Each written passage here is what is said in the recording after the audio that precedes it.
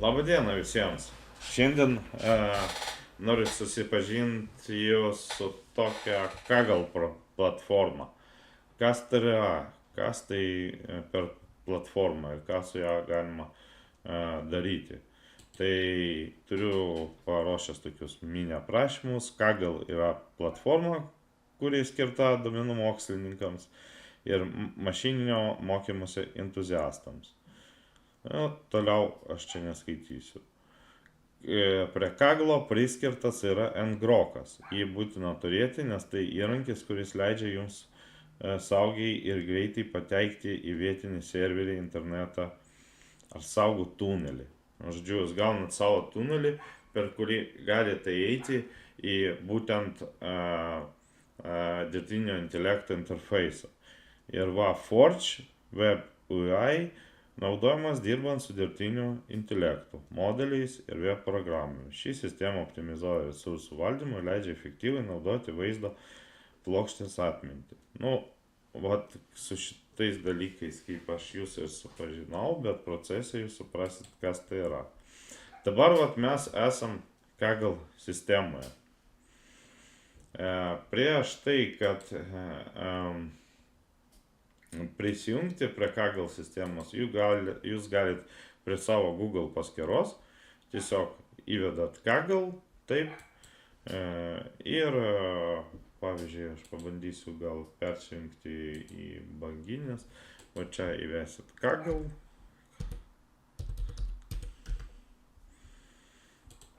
Kaggle Machine Learning System, dabar darot register, pavyzdžiui, register with Google. Čia tai įvedu savo tada banginės berežok, čia mano dirbtinio intelekto kanalas. Continue. Paliekam.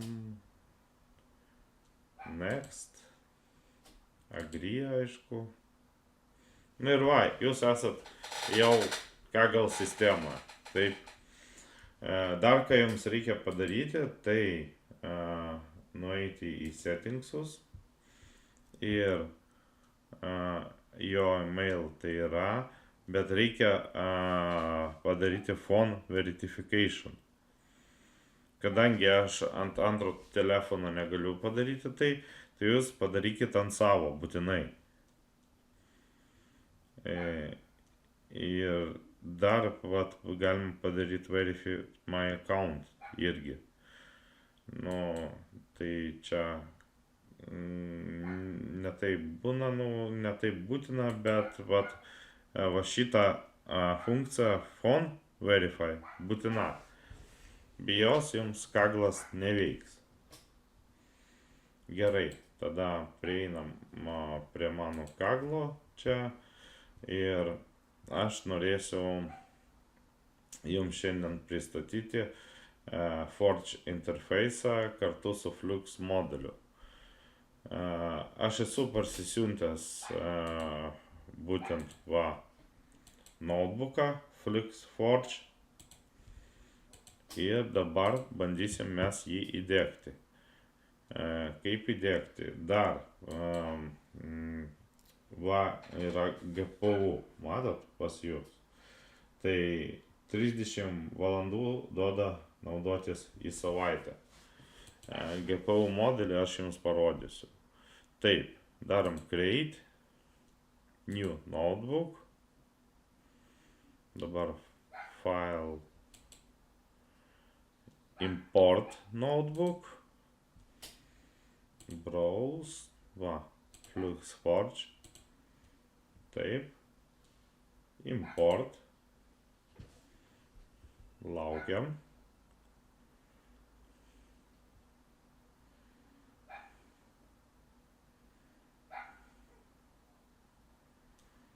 Reikia čia kurį laiką palaukti. Internetinis įdiegimas yra tokia minusų, kad reikia biškį kantrybės, reikia palaukti. Dabar čia mes turim bet kokį pavadinimą to notebooko, tai pavadinsim Flux ir Forge, kad mums būtų aišku, kas čia per notebookas mūsų. Dabar einam į settings, session options, tai gerai. GPU T4X2 tegul taip ir stovi. Tai dabar mums tik belieka paleisti šį interfejsą. Spaudžiam čia Start Session.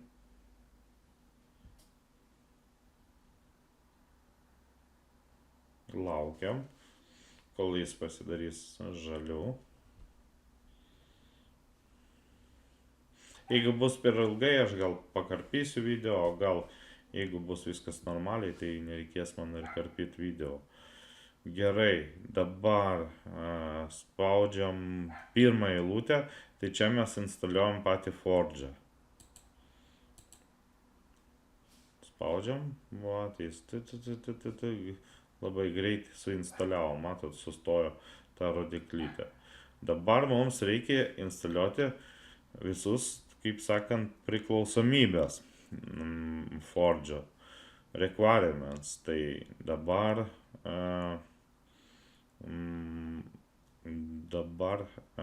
paleisim jį. Taip, gerai. Nu ir jis pradeda instaliuotis. Dabar matot run. Ir čia ngrok token reikalingas. Kadangi pas mane yra ngrokas, taip, tai aš nuo login with Google padarau. Taip. Ir va, yra mano vat ngrok config add token. Matot? Setup and installation kategorija. Einat ir va, automatiškai tunelis yra man padarytas. Tai šitą koduką aš turėčiau įvesti į mūsų Forge'ą, kur yra run, kur prašo ngrok token. Kol kas čia instaliuojasi, mums maišo, tai tarp šitų Ctrl V. Viskas, pas mus įvestas yra tokenas. Pažiūrime, sistema tą dirba, ar tos dependencies jau įrašė. Įrašė. Gerai, dabar mums reikia ką padaryti. Iškart neleisti nedaryti run, o pirmiau instaliuoti modulius mūsų, Flux modulius. Tai spaudžiam čia, play. Nu ir čia va laukiam. Jis 12 megabaitų užima, bet ganėtinai, greitai susiinstaliuoja.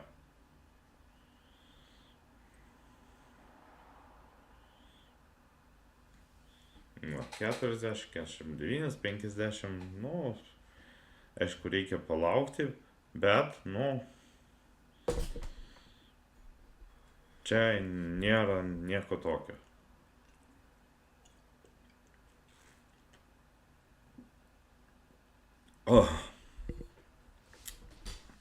Labai skanu buvo.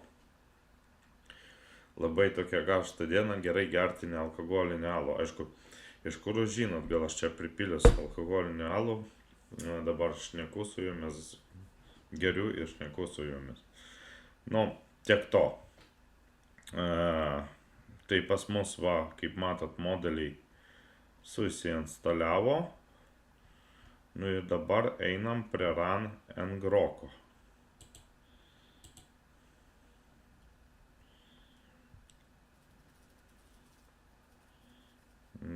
Dabar jis jau pasileidžia.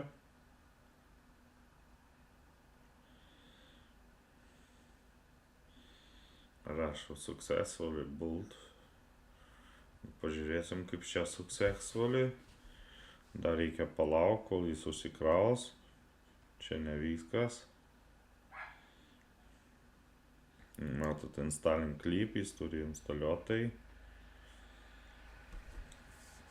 Žodžiu, procesai tokie nėra jie sunkus, bet, nu, reikalauja eiliškumo ir šiek tiek kantrybės, nes palauk, kol užsikraus visas interfejsas.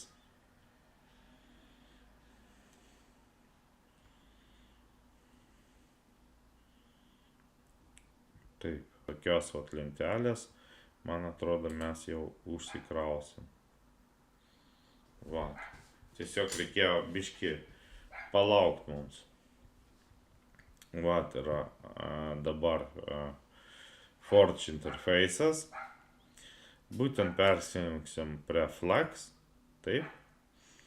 Nu ir ką, ir biškį pažaisim. Pas mus Flux modelis def NF4 versija 2. Nu ir pavyzdžiui dabar mes paimsim rezoliuciją gal va tokią, tai čia šiaip nėra specialaus pasirinkimo, kaip pas mane galima pasirinkti.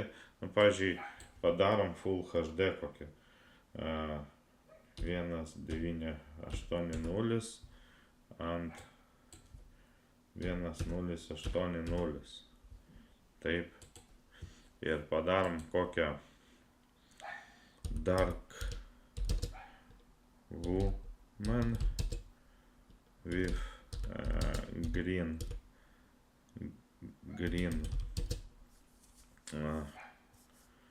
glowing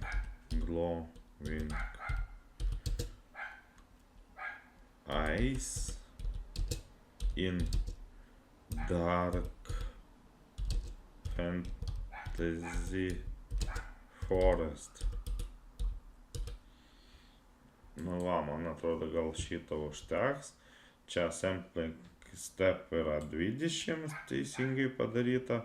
Čia vat mūsų vat didelė rezoliucija, nu gali aišku ganėtinai jis ilgai tai daryti, gal padarom 1280 ant 720, kad nu nedarytų mums negeneruotų ilgai. Čia GFG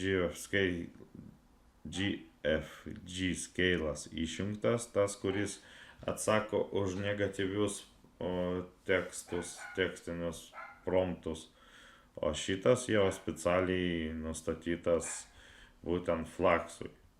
Nu ir gerai, pabandom pageneruoti. Spaudžiam generate, žiūrim.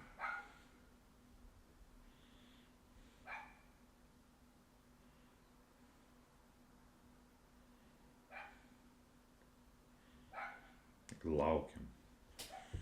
Galim pažiūrėti mūsų notebook'e, kas ten vyksta. Vat, kas vyksta dabar.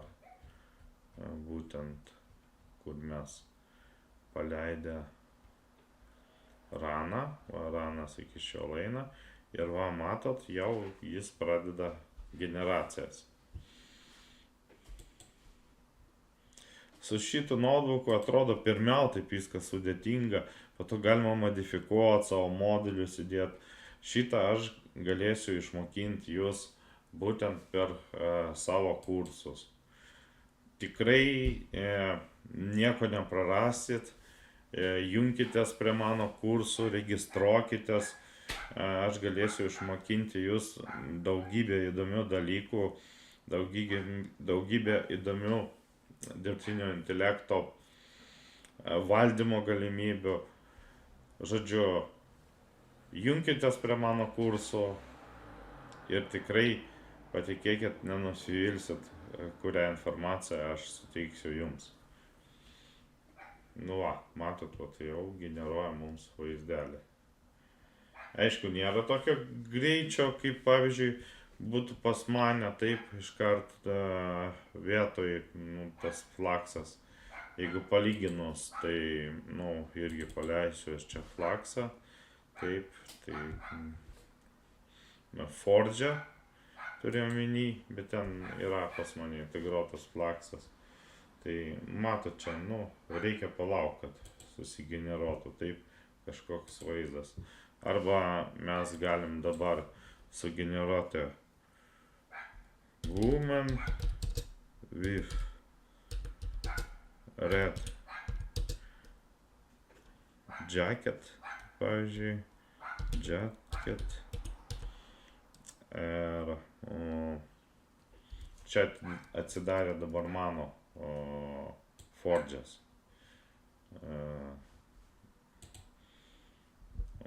Vat jis mano Forge'as, kad čia nesusipainiotum, tai mes esam šitame, kuris priklauso prie šitos vat Kaggle sistemos notebook'o. Woman in red jacket with blue hairs.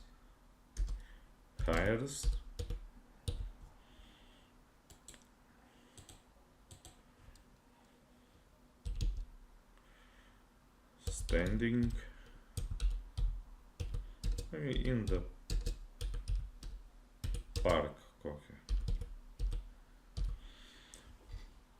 Pakeisim rezoliuciją, kad būtų pailgas vaizdas, kad būtų ne horizontalus, o vertikalus vaizdas. Tai daugiau atspindės figūra, portretas. Tai dar dadėsiu fashion photo.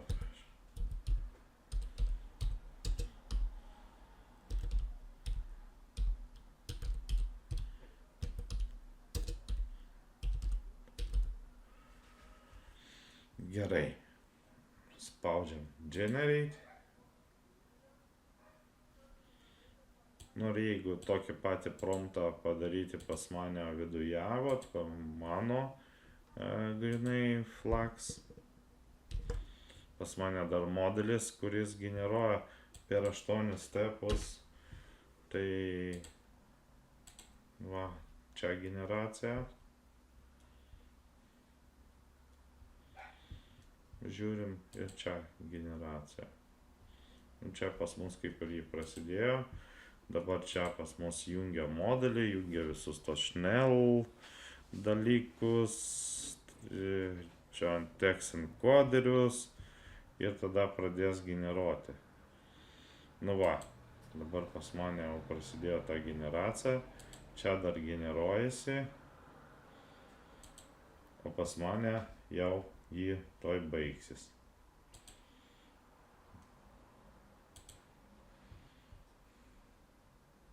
Nu va, matot, čia kas gavosi, čia aš ir rezoliucijos nepasidariau, čia galima rezoliuciją pasidaryti, pavyzdžiui, 3:2, tai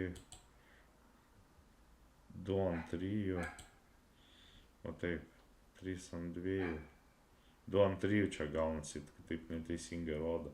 Dar kartą čia generaciją padarom, bet čia, matot, generacija vyko ilgai, bet padarė neblogą nuotrauką, taip.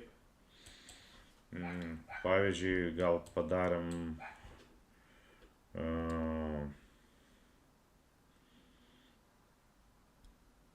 Moss Man Humanoid in Moss World around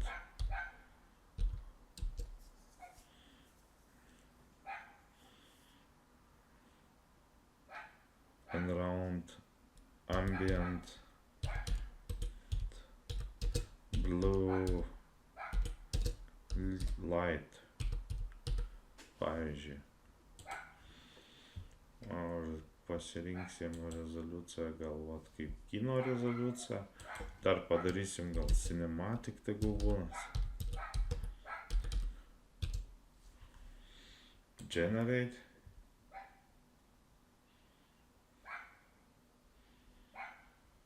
Čia kaip minimum 20 stepų, pabandom, kas pas mane gausis. Kada aš padarysiu, čia pas mane irgi sugeneravo moterį, tai dabar jeigu aš padarysiu rezoliuciją irgi 1, 2, 8, 0, N7 20. 20. Taip. Ir tą patį įkalsim promptą. Ir čia generate.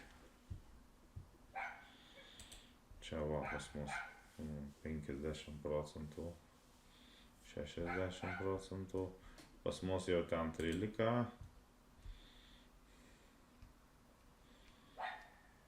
Nu va, matot.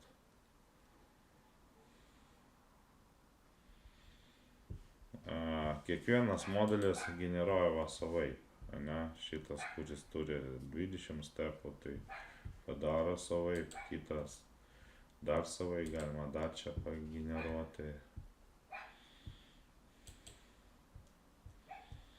Čia mes dabar Kaggle esam notebook'e, nepamirškit. Va, koks gavosi, ne? Humanoid Mossman, ne? O, pas mus dar, va, dar čia pas mane, va, gavosi per mano Forge ir per mano modelį tą Flux, kur 8 stepus turi. Čia, kur Kaggle, tai turi 20 stepų, standartinis Flux, bet jis tikrai geras modelis, tai tikrai siūlau jo naudotis.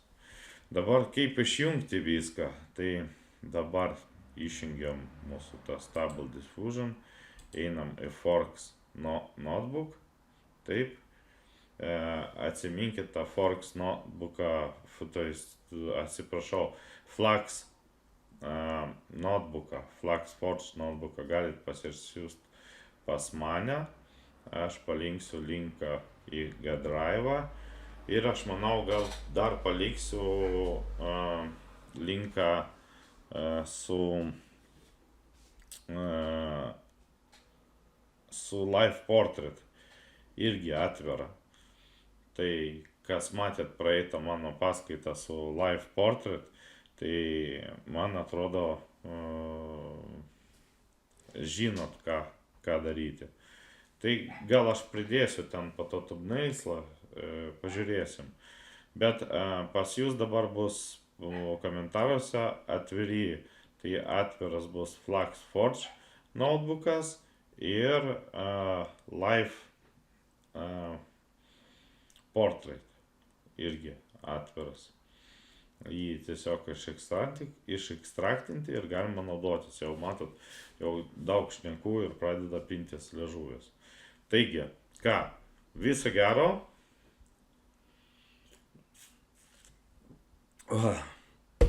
Geros jums dienos. Tikiuosi jums buvo įdomu ir būtinai lauksiu jūs kursuose. Tikrai nepagailėsit, jeigu užsiregistruosit, sužinosit daug naudingos informacijos. Labai skatinu. O taip, laikinkit, subscribinkit mane ir ką, viso gero. Ir dar pamiršau jums pasakyti svarbų dalyką, kada jūs jau užbaigėt visus darbus, išjungėt ten tos Stable Diffusion, pavyzdžiui, čia, taip, bet pas jūs lieka tas engrokas, jis veikia, tai būtinai reikia paspausti Stop Session ir Restart Clear Cell Options. Viskas. Kad pas mes neeitų laikas, nesiurbtų, kaip sakant, tos vaizdo plokštės timingu. Tai va, tai tiek.